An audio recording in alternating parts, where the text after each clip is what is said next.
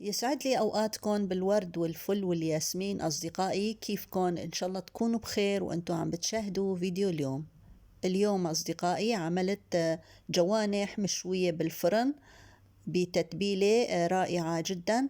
وكمان عملت السلطة المفضلة عندي، صرتوا تشوفوها بأكتر فيديوهاتي، وكمان سلطة البواز. إذا بدكم تشوفوا الطريقة والتتبيلة خلينا ندخل مع بعض على المطبخ ونشوف الطريقة مع بعض. طبعا أنا عملت حوالي 2 كيلو من جوانح. أنا ما بقطع الجوانح إذا بدي أشويها، أما إذا بدي أحطها مع الخضروات بقطع الجوانح وبحطهم مع الخضروات. طبعا بالنسبة للجوانح أنا غسلتهم عدة مرات بالمي والملح، وهلأ بدنا نتبلهم. هون عندي معلقة من الكزبرة، ومعلقة صغيرة كمان من الفلفل الأسود، ومعلقة صغيرة من الكمون، وكمان معلقة صغيرة من الأوريجانو أو الزعتر الأخضر الناشف. وهون كمان بدي أحط معلقة صغيرة من مسحوق الكاري.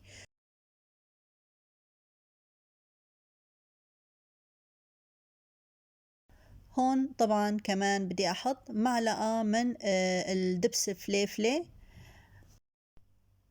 وكمان بنحط معلقة من الملح حسب الرغبة. وفينا نحط زيت زيتون أو زيت النباتي. هون طبعا أنا بدي أحط زيت النباتي حوالي نص كاسة شاي صغيرة من الزيت النباتي.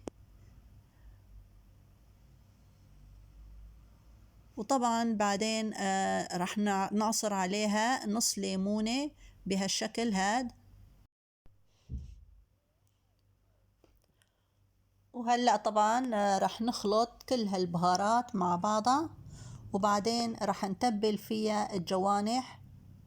ما شاء الله، يعني فعلا هاي البهارات بتعطي نكهة طيبة للدجاج والجوانح. بنصحكم يعني تستخدموا هاي البهارات.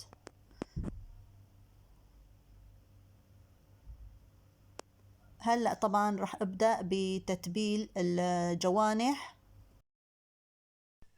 طبعا مثل ما شفتوا أنا حطيت كل البهارات فوق الجوانح، وكمان هون بواسطة السكينة عم بعمل ثقوب في الجوانح لحتى التتبيلة تدخل لجوا كمان وتعطينا نتيجة رائعة.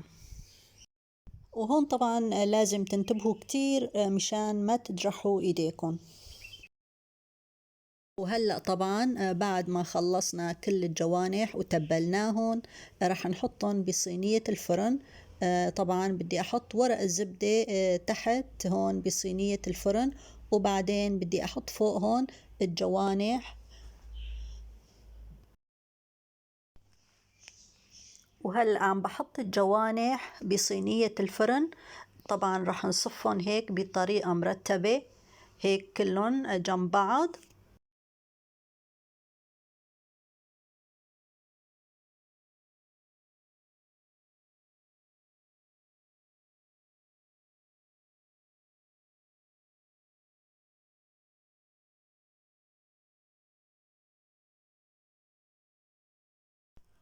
وهون طبعا في عندي 3 سياخ شيش طاووق كمان بدي أحطهم مع الجوانح بنفس الصينية.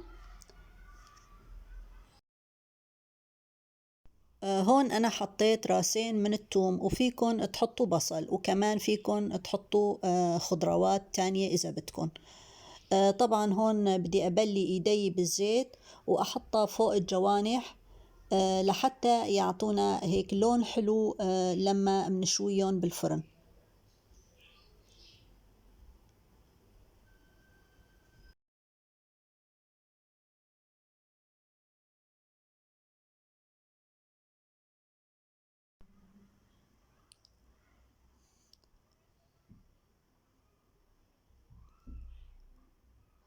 طبعا الصينية صارت جاهزة تقريبا. هلأ رح نحطها بالفرن. وآخر شي هون حطينا فليفلة خضراء بين الجوانح لحتى يعطينا لون ومنظر حلو.